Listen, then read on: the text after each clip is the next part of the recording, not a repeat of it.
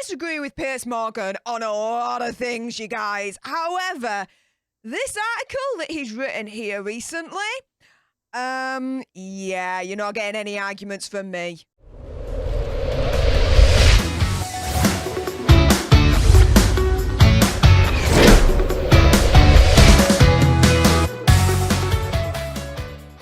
Hey up everyone, it's me, Stef the Alter Nerd, your nerdy alternative, and welcome to another dose of the Daily Nerd, where I break down the news and pop culture stories of the day that's pretty much caught me eye.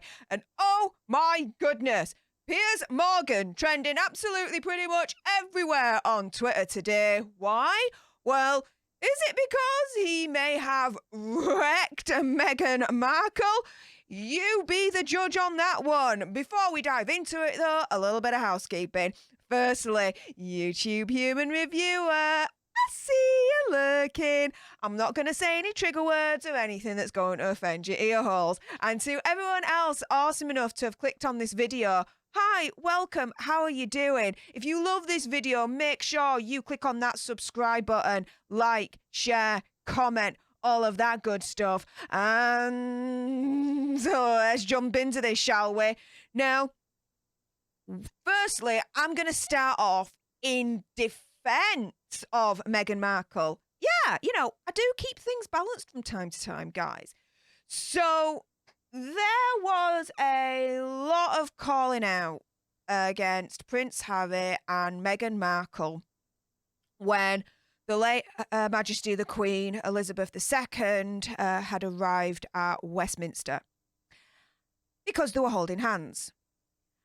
And everyone was like, oh my goodness, it's against royal protocol or royal courtesy or dignity or whatever, because Her Majesty the Queen would have never have liked to have seen affection displayed in front of her like this, that and the other, which may have been true.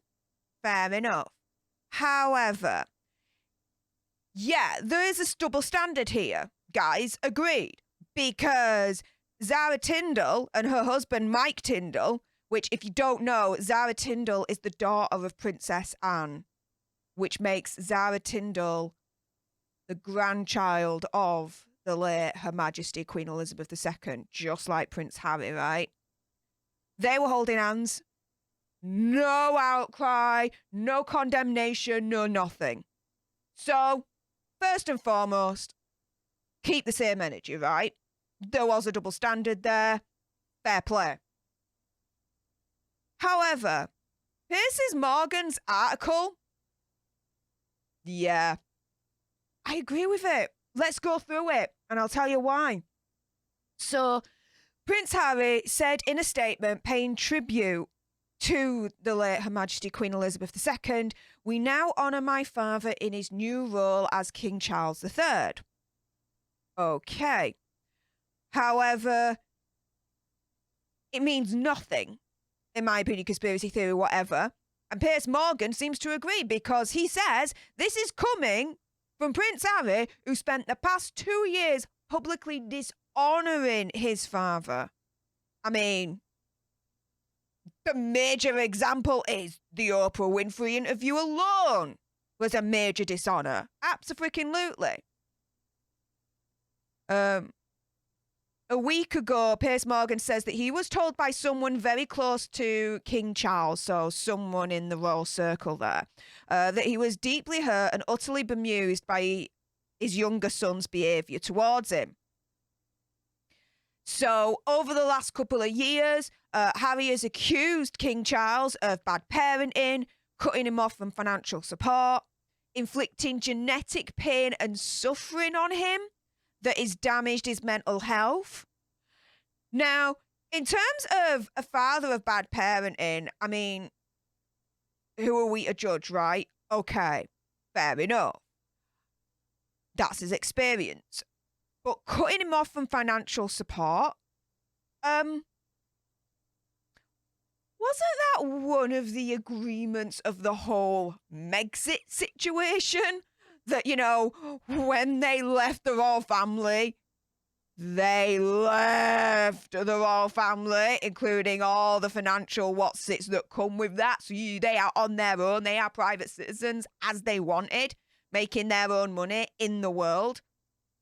Kind of like the rest of us, but, you know, we don't score multi-million-dollar deals with Netflix and the like, right? Okay. And inflicting genetic pain and suffering. I still don't understand where he's coming from on that.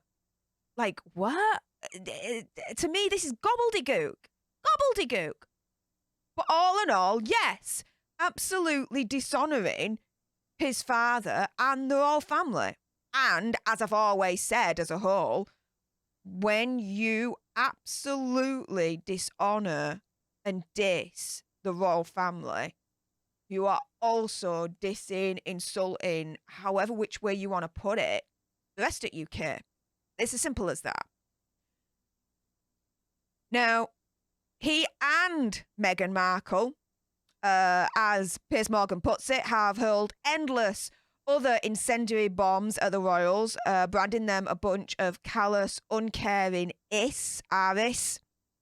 Now, not exactly, okay? In that Oprah interview, they alluded, they mentioned that someone in the royal family either expressed concern or mentioned something about the potential race and colour, particularly of their first unborn child at that point, which turns out to be Archie, right? But they didn't name who apparently this royal member was. And so saying this in the plural, I don't think is correct. Because in my understanding, in that Oprah interview, they alluded to just the one member of the royal family that did this. Not plural. So, unless I've got the wrong end at stick, I do think that Piers Morgan is slightly incorrect in making that plural, if that makes sense. Now, only last week, Meghan was at it again, telling the Cut magazine that by existing, we were upsetting the dynamic of the hierarchy. And mentioning that she had a lot more toxic mud to sling if it suits her. Or, in my opinion, conspiracy theory, whatever, if it pays. She added that Harry had lost his father in the process of leaving the royal family, though her aides later said she was in fact talking about her own father, Thomas, whom she disowned. What a major backtrack. No. My opinion, conspiracy theory, whatever, she was totally talking about Prince Harry there and his relationship with Prince Charles.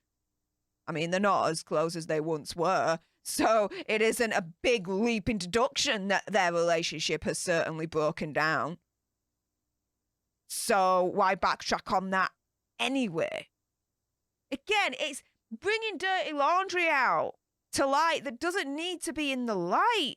You know, keep it within family. Like, what are you doing? Especially with the royal family. It's insane. But the truth is, Prince Harry has been treating Prince Charles in a similarly dismissive way, making a mockery of the couple's supposed commitment to compassion. I agree with that. And he's written a supposed tell-all book due to be published.